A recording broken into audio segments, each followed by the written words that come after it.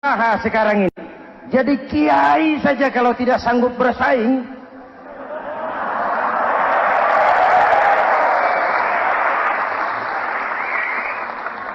ini bahasa kasar tapi jujur.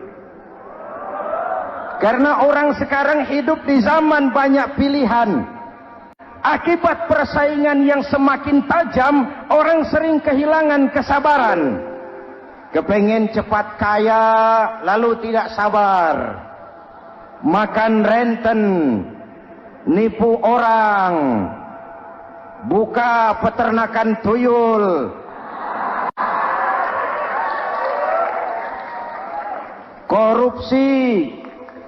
Sekarang ini kan lagi santer Bulog Gate jilid 2. Rupanya memang tajam uang Bulog itu. Bulog sudah memakan salah seorang mantan ketuanya. Berdoa amang. Bulog sudah memakan seorang presiden. Sekarang Bulog sedang mengarah kepada ketua DPR. Kita lihat hasilnya.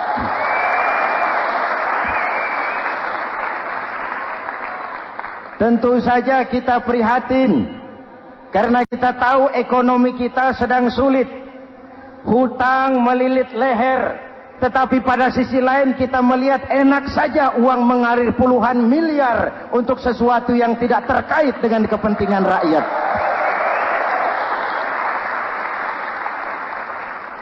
Karena itu puasa mendidik kita sabar, biar lapar melilit perut, biar haus mencekik tenggorokan. Kalau maghrib belum datang, jangan sentuh makanan, jangan ambil minuman. Sabar. Betul? Ada waktunya. Lalu lintas itu macet karena kendaraan besar tidak mau ngalah, kendaraan kecil tidak tahu diri. Betul? Antrian di pasar kacau karena yang sudah dapat nggak mau minggir, yang di belakang dorong-dorong. Betul? Dimanapun antrian kacau, Bung. Kalau yang sudah dapat mau dapat lagi, yang nunggu kelamaan, akhirnya dorong-dorongan, kacaulah kehidupan sosial. Puasa melatih kita sabar. Karena sebagai bangsa kita punya latar belakang sejarah. Kita ini bangsa yang ditempa oleh segala macam kesulitan. Kita 350 tahun dijajah Belanda, sulit.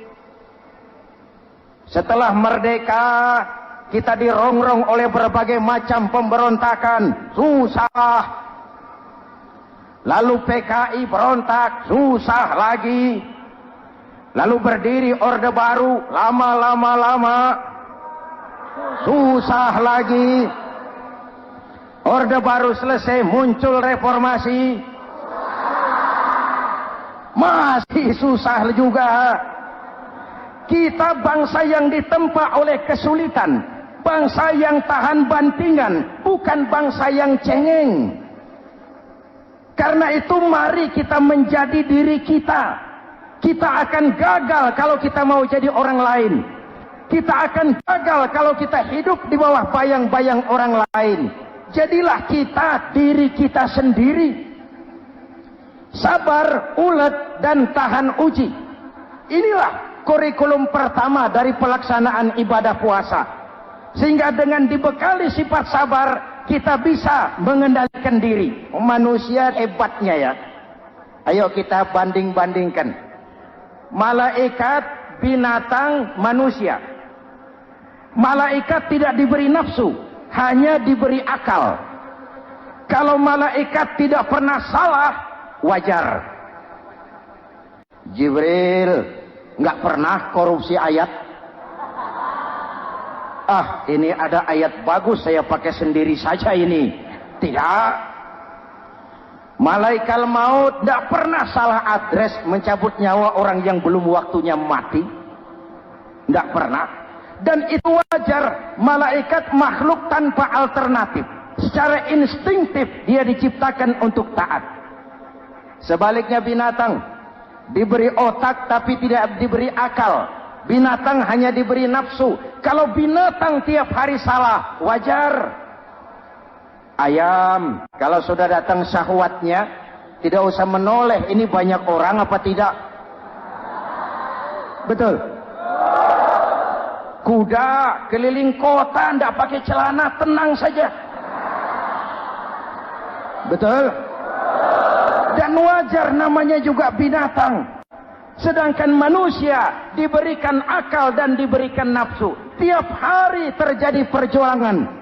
Kadang akal menang, kadang nafsu yang menang. Ketika akal menang, kita lebih tinggi dari malaikat. Ketika nafsu yang menang, kita lebih rendah daripada binatang. Hadirin yang saya cintai, itu pelajaran pertama, sabar, ulet, tahan uji. Lalu pelajaran yang kedua, melahirkan sikap istiqamah. Punya stabilitas temperatur batin, istilah sekarang. Soal istiqomah ini saya tidak akan menjelaskan pengertiannya. Saya mau cerita saja. Mau dengar nggak? Ini tentang istiqomah. Dalam satu pertempuran, Jenderal Salahuddin Al-Ayyubi bersama tentaranya, tentara Islam, pernah mengalami kekalahan. Karena kalah, banyak yang ditahan, jadi tawanan orang-orang kafir. Beberapa perwira dan banyak ofsir. Tercatatlah ada 3 orang ofsir jadi tawanan Raja Kafir ini. Satu hari Raja Kafir musyawarah dengan Perdana Menterinya. Perdana Menteri, saya Tuan Raja, ini tawanan Islam ini enaknya diapain? Kalau enaknya sih dibunuh saja Tuan Raja, selesai urusan. Soal bunuh sih gampang Perdana Menteri. Maksud Tuan Raja, bujuk saja agar dia meninggalkan Islamnya, ikut ke agama kita. Nanti kita kasih hadiah. Begitu? Iya, baiklah. Besok saya sidang 3-3-nya. Besoknya, ini 3 ofsir disidang di tempat terbuka langsung oleh Perdana Menteri. Mula-mula dipanggil ofsir pertama. Ofsir pertama, ya Perdana Menteri, sini. Baik. Kamu tahu kamu siapa? Tahu. Siapa kamu? Tawanan. Iya, kalau tawanan bisa diatur kan? Diatur bagaimana? Kamu mau nggak ikut saya bersama Tuan Raja meninggalkan Islam agamamu, mengkhianati saudara-saudaramu sebangsa, setanah air, sekeyakinan? Ikut dengan saya, tinggalkan Islam. Nanti kamu akan saya angkat jadi pejabat tinggi, gaji cukup, rumah cukup, kendaraan cukup, istri cukup. Tapi kalau kamu menolak, kamu akan saya bunuh. Tuan Perdana Menteri, ya. Apa Anda menyangka selama ini saya berjuang karena kepengen kedudukan yang tinggi? Nih. Tuan menyangka saya berjuang ini karena kepengen harta yang banyak? Jaminan hari depan yang memadai? Tidak, Tuan Perdana Menteri. Saya tinggalkan keluarga, kampung halaman, sanak famili, handai taulan. Saya jihad karena mengharap ridho Allah Subhanahu wa ta'ala. Tapi sekarang kamu tawanan kan? Itu resiko perjuangan.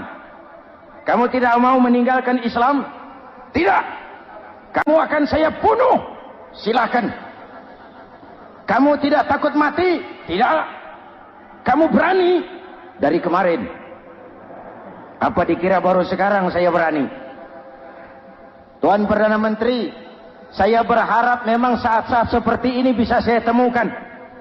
Ibadah saya sedikit, sholat saya kurang, puasa saya kurang. Barangkali dengan jihad saya bersimbah darah, mati di tangan Tuhan, Allah akan mengampuni dosa-dosa saya dan saya dapat tiket untuk mencapai keridhaannya.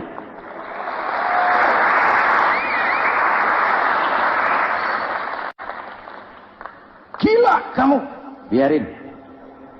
Kalau ini Tuhan anggap gila, saya bisa berbuat lebih gila dari ini. Saya bunuh kamu, bunuh. Algojo dipancung, dia. Ini terlepas kepalanya dari badannya, menggeluntung kepalanya ke bawah, jatuh bergelindingan. Itu kepala lepas dari badan, ngaji, baca ayat Quran, sampai Perdana Menteri bingung. Minggir, ini ada kepala ngaji. Ayatnya yang dibaca, ya ayyatuhan nafsul mutmainnah irji'i ila rabbiki radiyatan mardiyah. Wahai jiwa yang tenang, kembalilah kepada Allah dengan diridhoi.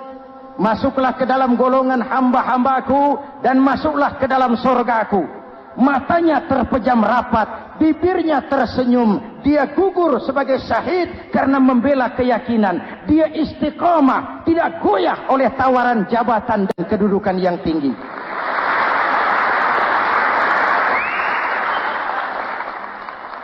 Perdana Menteri geleng kepala, dasar orang Islam. Panggil officer kedua. Officer kedua, ya Perdana Menteri. Kamu sudah lihat temanmu yang barusan? Sudah. Mati kan? Mati. Kamu bagaimana? Mau tetap berjuang untuk Islam atau ikut kami? Jabatan tinggi, kedudukan tinggi, rumah tinggi. Bagaimana? Atau mau mati seperti teman kamu barusan? Sudah kamu pikir? Sudah, Perdana Menteri. Sudah apa? Sudah, jangan banyak omong. Maksud kamu apa? Saya sudah tidak sabar mau nyusul teman saya yang barusan itu. Saya tidak bayangkan bagaimana disambut oleh malaikat di surga, disambut oleh para bidadari di surga, menggapai ridho Allah. Oh, Perdana Menteri, sudah jangan banyak omong. Kalau mau potong, potong saya. Perdana Menteri bilang ini lebih gila dari yang pertama itu. Yang pertama masih mau diajak ngomong, ini malah langsung minta disembelih. Ayo, Algojo, potong. Potong lagi. Deal. Terpisah lagi kepalanya dengan badan, jatuh ke bawah, menggeluntung, ngaji lagi. Ayatnya yang dibaca, wujuhun yawma izin nadirah ila rabbiha nazirah.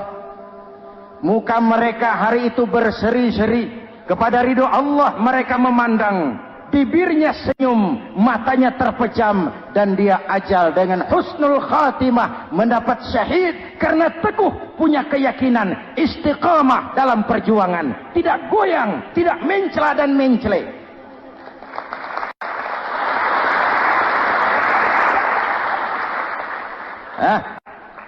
Officer ketiga, sini. Yap, siap Perdana Menteri. Kamu sudah lihat nasib dua orang teman kamu? Sudah. Mati kan? Mati. Kamu mau seperti dia? Oh, tidak Perdana Menteri. Saya tidak mau mati. Daripada matikan lebih baik hidup. Kamu mau ikut saya? Mau Perdana Menteri? Mau. Gaji besar, rumah besar, kendaraan besar, istri.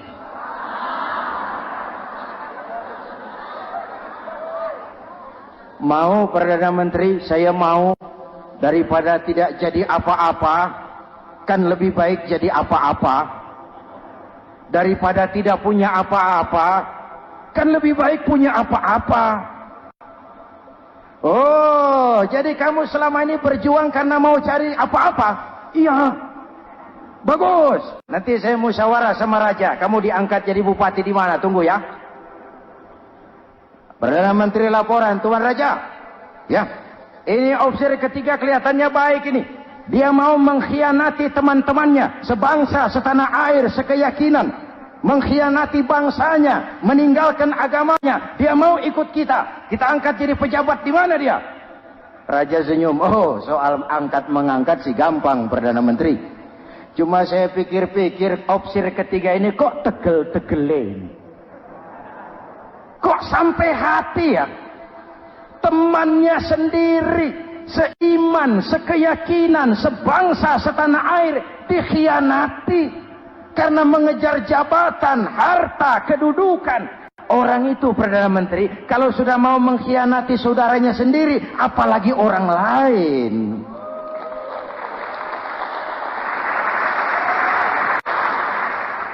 Ini opsi ketiga, ini opsi bejat.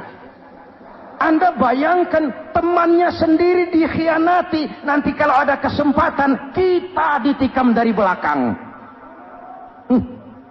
Jadi bagaimana Tuan Raja? Malah kalau saya lihat yang dua yang sudah mati itu orang hebat Perdana Menteri. Punya pendirian, istiqamah. Malah kalau bisa yang dua itu dihidupin lagi. Loh, dihidupin bagaimana Tuan Raja sudah kadang mati. Jadi bagaimana ya opsi ketiga ini? Bunuh, bunuh, bunuh. Buat apa piara benalu jadi duri di kaki nanti? Bunuh. Baik, Perdana Menteri kembali. Opsi ketiga, siap Perdana Menteri. Saya jadi bupati di mana? Bupati, modal sampean. Loh, saya mau dibunuh, bunuh.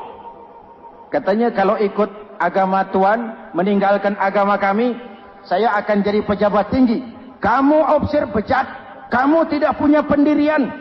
Saudaramu sendiri seagama kamu khianati, apalagi orang lain, potongan kayak kamu jadi pejabat, rusak negara ini.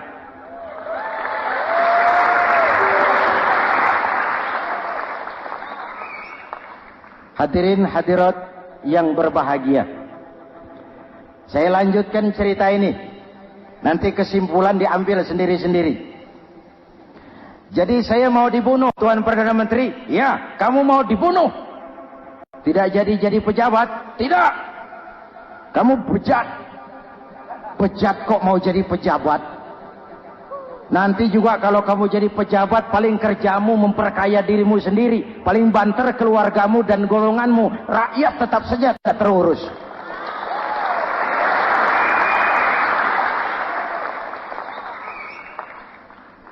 Paling-paling kamu kalau sudah jadi pejabat tinggi, kerjamu cuma membuka, meresmikan, berkunjung. Berkunjung, meresmikan, membuka. Membuka, meresmikan, berkunjung. Lah kapan kamu ngurus rakyatnya? Bejat kamu. Jadi saya dibunuh, bunuh. Iyalah, kalau mau dibunuh ya saya bunuh, tapi saya mau Islam lagi ah. Terserah, mau Islam lagi mau tidak, kamu tetap akan dibunuh. Iya, saya mau Islam lagi. Ayo cepat. Iya Pak, saya mau syahadat dulu. Cepat. Iya Pak, asyhadu macet lehernya. Ayo cepat. Iya Pak, asyhadu tidak bisa mengucap syahadat. Ayo cepat. Iya Pak, asyhadu tidak tuntas mengucap syahadat, golok algojo keburu sampai di lehernya.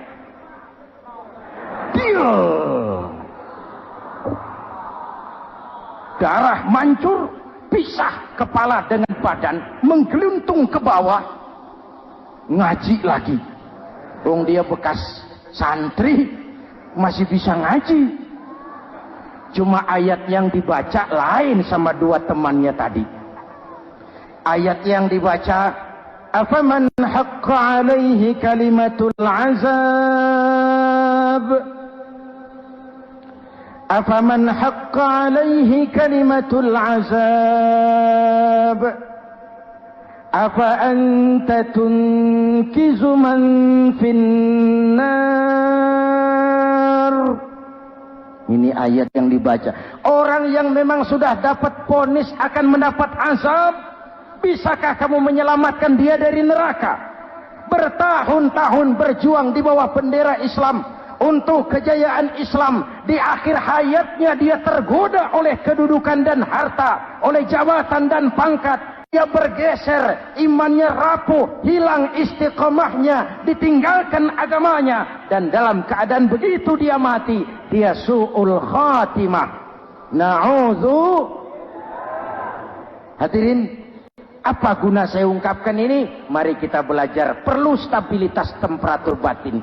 Saya sering katakan, berapa banyak orang waktu di bawah teriak-teriak, berantas korupsi, ganyang korupsi, sikat korupsi, cuma karena belum dapat kesempatan.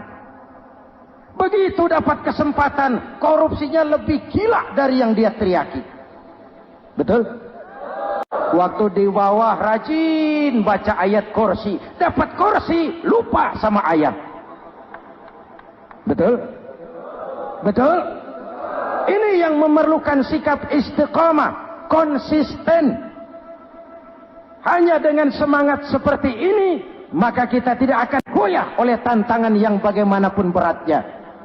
Hadirin yang saya muliakan, Allah berjanji orang-orang yang beriman kemudian beristiqamah, tatanazzalu alaihimul malaikatu alla takhafu wa la tahzanu, akan turun kepada mereka malaikat seraya berkata, kamu tidak usah takut, kamu tidak usah sedih, Allah akan memberikan pertolongan kepada orang-orang yang istiqamah. Ayo kita tetap istiqamah melaksanakan ibadah hanya kepada Allah Subhanahu wa ta'ala. Nah, yang ketiga, ikhlas. Allahumma laka sumtu. Untuk engkau saya berpuasa. Orang mau puji atau tidak, bukan soal. Orang mau lihat atau tidak, bukan soal. Kalau sudah berbuat, yang penting karena Allah saja. Keikhlasan itu, kalau amal kita adalah jasad, ikhlas adalah roh. Saudara, hari Jumat jam 9 pagi sudah berangkat ke masjid. Apa tidak bagus? Bagus. Sarungnya baru. Samarinda kelas BHS. Sajadah tebal. Tasbih panjang. Jam 9 sudah berangkat. Iya. Padahal sholat jam 12. Betul. Apa pahalanya besar? Nanti dulu. Itu berangkat jam 9 itu maunya apa? Pameran sarung? Atau di dekat masjid ada janda? Atau apa? Disinilah peran keikhlasan. Keikhlasan itu bukan kata. Malah kalau kita, saya ikhlas loh, biasanya tidak ikhlas kalau sudah ngomong begitu. Ikhlas itu amalan batin. Puasa ini menyelamatkan kita dari penyakit riya. Saya ingatkan Al-Ghazali bilang penyakit dua macam, penyakit zahir dan batin. Bedanya apa? Pertama, penyakit zahir yang punya lebih tahu dari orang lain. Tapi penyakit batin orang lain lebih tahu dari yang punya. Kalau kita punya kanker darah tinggi, kita tahu, orang lain tidak. Tapi kalau kita sombong, hasut, dengki, orang lain kadang-kadang lebih tahu dari kita yang punya. Betul? Yang kedua yang dahsyat, sehebat-hebatnya penyakit zahir cuma merusak dunia. Penyakit batin merusak dunia, menghancurkan akhirat. Ginjal mati, darah tinggi mati, tumor mati, kanker mati, leukemia mati, tapi tidak berakibat akhirat. Tidak ada penduduk neraka ditanya, kenapa kamu masuk neraka? Tumor, Pak. Tidak ada. Tidak ada. Sehebat-hebatnya penyakit zahir cuma merusak dunia, tapi penyakit batin merusak dunia, menghancurkan akhirat. Sombong, penyakit batin. Di dunia dijauhi orang, di akhirat neraka tempatnya. Kikir, penyakit batin. Di dunia dijauhi orang, di akhirat neraka tempatnya. Betul? Maka Al-Ghazali heran, kalau diserang penyakit zahir kita panik, cepat-cepat cari dokter. Tapi kalau diserang penyakit batin kita tenang-tenang saja. Padahal penyakit batin merusak dunia dan lebih hebat lagi menghancurkan akhirat. Maka puasa melahirkan keikhlasan. Agar di dalam melaksanakan ibadah cuma kita dan Allah saja. Inilah jiwa dan semangat yang sekarang ini pun sudah mulai menjadi langka. Semuanya karena akhirnya yang subur mental penjilat. Sumuhun dawuh, pasukan kulo nuwun, barisan asal bapak seneng, pasukan kumaha juragan wae, organisasi oke bos. Kita miskin dengan orang-orang yang punya prinsip, yang berani berkata ya terhadap yang benar, sanggup berkata tidak terhadap yang tidak benar, apa dan bagaimanapun resikonya. Kita terlalu kaya dengan barisan asal bapak seneng, pasukan oke bos, organisasi kumaha juragan wae. Dan kita miskin dengan orang-orang yang punya kepribadian, yang tegar dan istiqomah apapun resiko yang dihadapinya. Jadi dengan keluar dari sekolah Ramadan, semangat keikhlasan makin tumbuh dalam hidup dan kehidupan kita. Ibu bapak hadirin hadirat yang berbahagia, itulah makanya puasa disebut ibadah sirriyah, ibadah abstrak, cuma kita dan Allah saja yang tahu. Ini lebih mendorong semangat keikhlasan. Kata Imam Al-Ghazali, "An-nas kulluhum mauta illa al-alimun, wal-alimuna niyamun illa al-amilun, wal-amiluna mughtarruna illa al-mukhlisun." Manusia itu mati kecuali orang yang berilmu. Orang yang berilmu walaupun hidup tidur kecuali yang mengamalkan ilmunya. Dan orang yang mengamalkan ilmunya banyak yang tertipu kecuali yang ikhlas di dalam mengamalkan ilmunya. Manusia mati kecuali yang berilmu. Yang berilmu walaupun hidup tidur kecuali yang mengamalkan ilmunya. Yang mengamalkan ilmunya banyak yang tertipu, menyangka amalnya sudah banyak, sholatnya sudah hebat, zakatnya sudah luar biasa, jihadnya sudah mantap. Banyak yang tertipu kecuali yang ikhlas di dalam mengamalkan ilmunya. Jadi amal tanpa ikhlas, jasad tanpa ruh. Itulah makanya nuansa Ramadan dengan ibadah puasa mengembangkan semangat keikhlasan di antara kita semua. Mari kita baca doa sama-sama munajat, mohon pertolongan Allah agar kita diselamatkan dari penyakit riya dan ditumbuhkan semangat keikhlasan. Ala hadhihi niyyah wa ila hadratin nabi. Al-Fatihah. Bismillahirrahmanirrahim. Alhamdulillahi rabbil alamin. Ar-Rahmanir Rahim. Maliki yaumiddin. Iyyaka na'budu wa iyyaka nasta'in. Ihdinas siratal mustaqim. Siratal ladzina an'amta 'alaihim ghairil maghdubi 'alaihim waladdallin. Amin. Bismillahirrahmanirrahim. Amin. Alhamdulillahi rabbil alamin. Allahumma salli wa sallim mubarak ala sayyidina Muhammadin wa ala alihi wa sahbihi ajma'in. Allahumma ja'al jam'ana hadha jam'an marhuma wa tafarruqana min ba'dihi tafarruqan ma'suma. Allahumma ja'al jam'ana hadha jam'an mashkura wa tafarruqana min ba'dihi tafarruqan maghfura. Allahumma ja'alna minas su'ada'il maqbulin wa la taj'alna minal ashqiya'il mardudin. Rabbana taqabbal minna salatana wa siyamana وقيامنا وتخشعنا وتعبدنا وتضرعنا وتمم تقصيرنا برحمتك يا أرحم الراحمين. اللهم أصلح من في صلاحه صلاح المسلمين. اللهم أهلك من في هلاكه صلاح المسلمين. Ya Allah, dengan sepenuh perasaan dan pengharapan, dengan segala keremahan dan kerendahan, kami bermohon kepadamu, berikan kami kekuatan zahir dan batin. Berikan kami kesabaran dan ketabahan, sikap istiqamah dalam mengarungi hidup yang penuh ujian ini. Karuniakan kepada kami pemimpin-pemimpin yang takut kepadamu dan sayang kepada kami. Rabbana hab lana min azwajina dzurriyyatina qurrata a'yun waj'alna lil muttaqina imama. Afdalu ma qultuhu ana wan nabiyyuna min qabli. La ilaha illallah.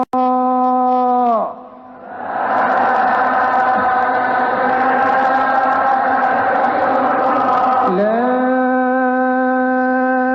ilaha illallah.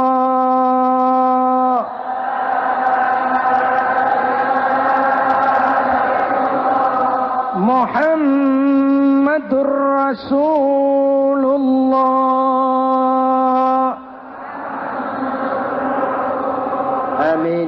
كلمة حق عليها نحيا وعليها نموت وعليها وبها نبعث إن شاء الله من الآمنين برحمتك يا أرحم الراحمين.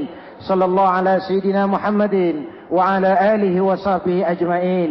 سبحان ربك رب العزة عما يصفون سلام على المرسلين والحمد لله رب العالمين. السلام عليكم warahmatullahi wabarakatuh.